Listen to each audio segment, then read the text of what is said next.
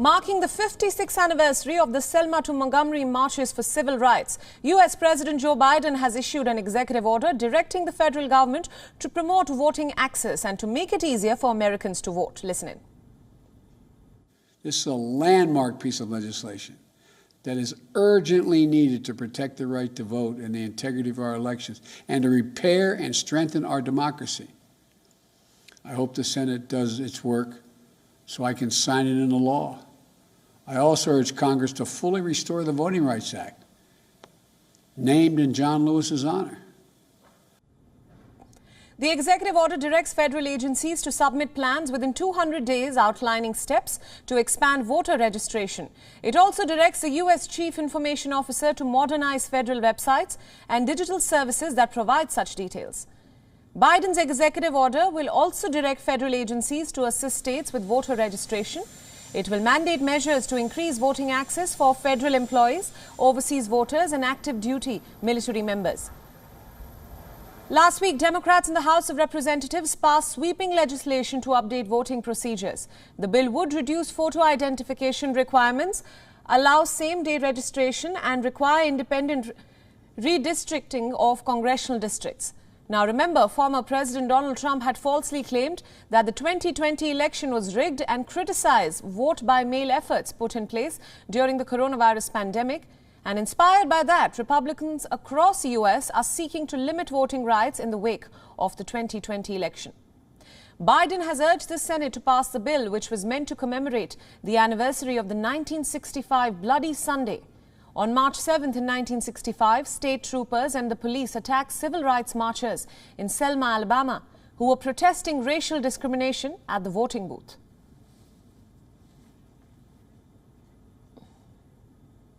For more on Biden's latest executive order, Sarah Walton is now joining us live from New York with all the latest updates. Thanks for joining us, Sarah. Let's begin by discussing the significance of President Biden's latest executive order calling for better voting access for all Americans. The 56th anniversary of the Selma to Montgomery march also coincides with the beginning of trial proceedings for George Floyd. Tell us more.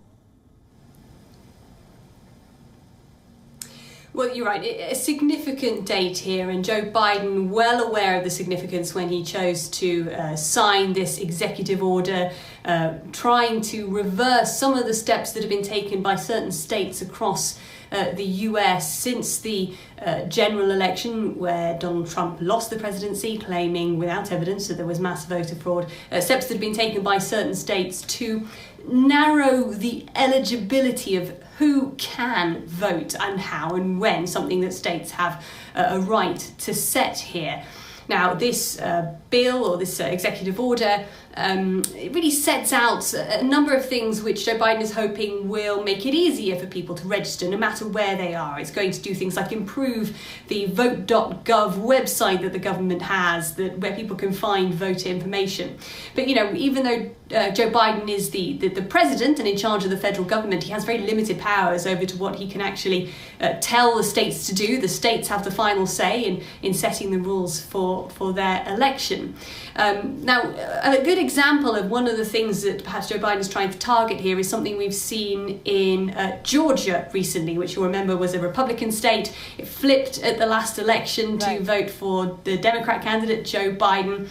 Now, Republicans there want to end early voting on a Sunday.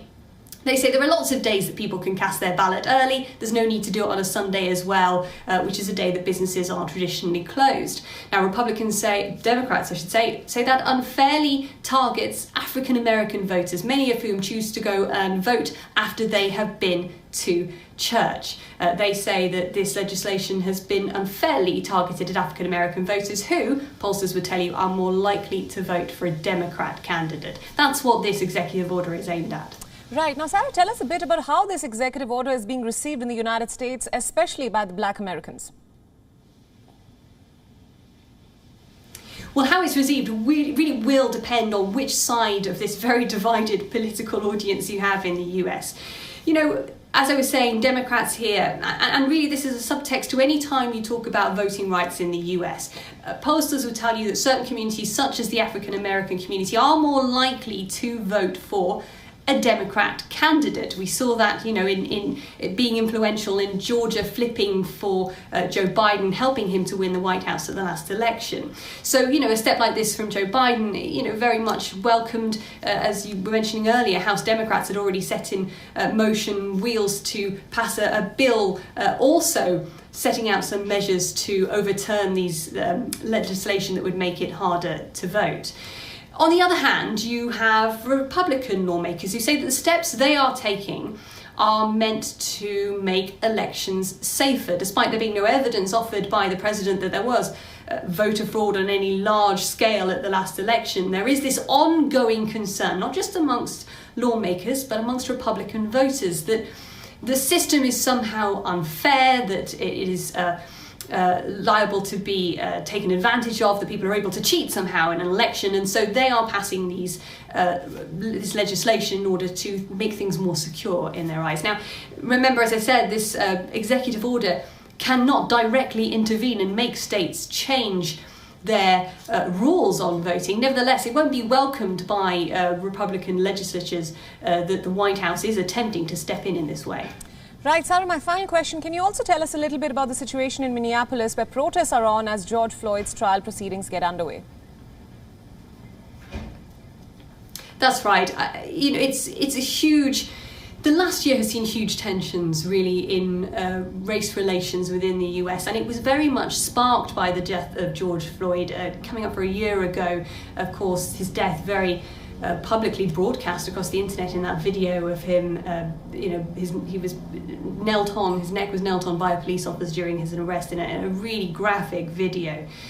And we are now a year on. There was a whole, it's been months and months of demonstrations, large-scale protests by organisations like Black Lives Matter, calling for, investigations into police brutality, calling for police forces across the US to lose funding and for that money to be allocated to more social-based organisations that can help step in with local policing matters. Now, we've got to the stage now where jury selection is going to begin in what is going to be a very highly charged, very closely monitored case when this goes ahead. And we are seeing, again, protests even before the proceedings are underway. Right. All right, Sarah, we'll leave it there. Thank you so much for all your inputs and thank you for joining us on this broadcast. WION World is now available in your country. Download the app now and get all the news updates on the move.